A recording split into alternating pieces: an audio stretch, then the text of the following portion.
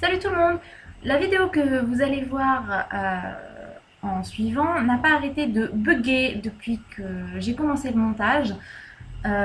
Du coup, j'ai mis énormément de temps avant de réussir à la terminer. Et ça explique pourquoi j'ai rien posté pendant un petit moment. En plus de ça, je suis en plein déménagement. Vous pouvez vaguement voir derrière moi que toutes mes étagères sont vides.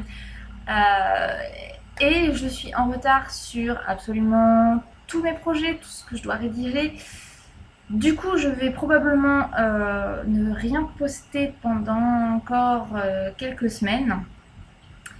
Sans compter que je vais avoir besoin de temps pour écrire des chroniques sur tous les livres que j'ai lus ces derniers jours.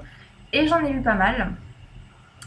Notamment la trilogie La Cité des Ténèbres, Les Origines, j'ai pas lu la suite, qui est absolument géniale. J'ai passé une semaine à Nice et je l'emmenais absolument partout avec moi. Une des raisons principales, outre l'histoire et l'univers que j'ai adoré, c'est Will.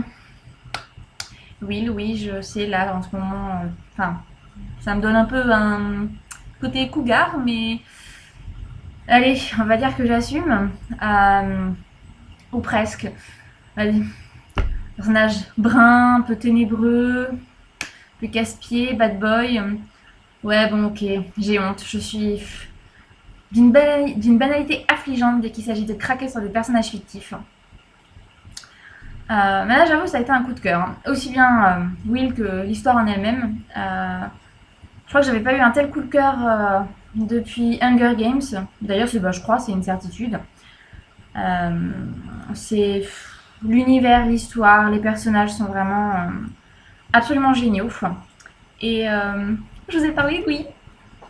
Ouais, ouais, faut que j'arrête, hein. Bref, bon, je vous laisse avec la vidéo. Et puis, si tout se passe bien, je vous dis à dans pas trop longtemps. Salut!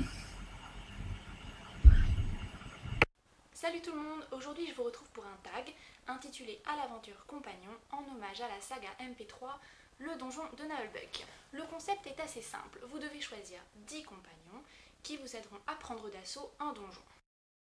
Vous devez d'abord choisir un guerrier qui en général brille plus par ses muscles huilés que par son intelligence.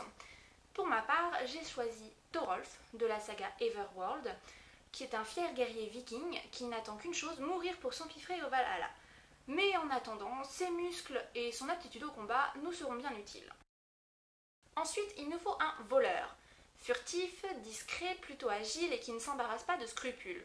J'ai pour ma part choisi Lyra de À la croisée des mondes, car avec le poignard subtil, elle peut s'insérer à peu près n'importe où, ce qui peut s'avérer très utile.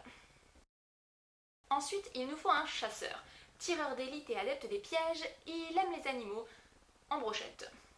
J'ai essayé de faire original, j'ai vraiment essayé. Mais finalement, je suis restée sur mon premier choix, Katniss de la trilogie Hunger Games. Je pense que ça se passe de commentaires, son agilité à l'arc n'est plus à démontrer. Et elle est très forte à la chasse également, du coup c'est la parfaite compagnon. Bien évidemment, il nous faut aussi un magicien, qui s'y connaît en sortilège et incantation. Là encore, j'ai essayé d'être originale, mais bon, tant pis, j'ai choisi Dumbledore. Plus grand sorcier que la Terre est connue, a priori, a affronté 2 mages noirs. Je pense que nous sommes plutôt en sécurité avec lui. Qui dit aventure dit blessure. Il nous faut donc un guérisseur. Quelqu'un qui puisse gérer les écorchures et les embrochements. J'ai choisi John Watson de la série Sherlock Holmes pour une raison très simple, c'est un médecin militaire, du coup il est habitué aux équipements de fortune et aux opérations en conditions de stress. Du coup, parfait pour une aventure. Il nous faut également un prêtre dont la foi guide le groupe et qui apporte un réconfort spirituel aux âmes perdues qui cherchent des conseils. Pour ça, j'ai choisi Lucie, des Chroniques de Narnia, pour une raison très simple. C'est toujours elle qui apporte du réconfort aux autres et elle a une foi inébranlable en Aslan. Je pense d'ailleurs que s'il y avait une religion louant le lion, elle en serait la grande prêtresse.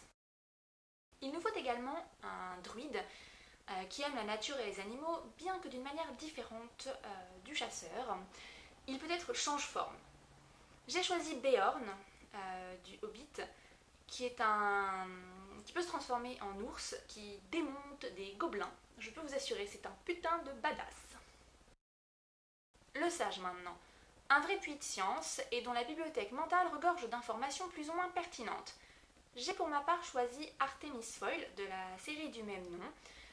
Il est tout sauf sage, mais reconnaissez que c'est une vraie encyclopédie sur pattes.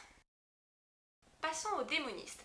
Un peu borderline, il n'hésite pas à piocher des ressources du côté obscur. Soyons honnêtes, je n'ai même pas hésité une seconde pour celui-là, pour moi ça a été Anita Blake. Tout de suite.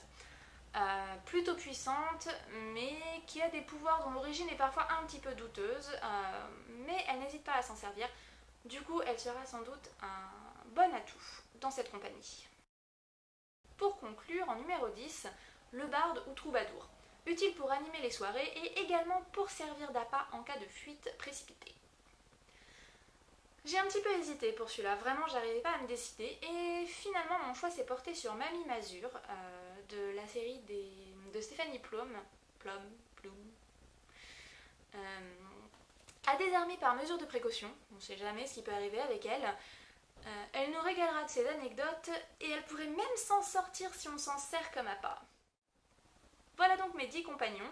Si on arrive à s'en sortir vivant, je pense que ce sera un véritable miracle. Je ne peux pas vraiment taguer d'autres personnes étant donné que je suis quand même relativement nouvelle par ici. Du coup, tous ceux qui me suivent, vous êtes les bienvenus pour reprendre ce tag s'il vous plaît. S'il vous plaît. Et évidemment, tous les autres qui sont intéressés, n'hésitez pas. Mettez-moi juste un lien vers votre vidéo dans les commentaires en dessous. Et je regarderai ça avec grand plaisir. Merci beaucoup d'avoir regardé, j'espère que ça vous a plu et à bientôt.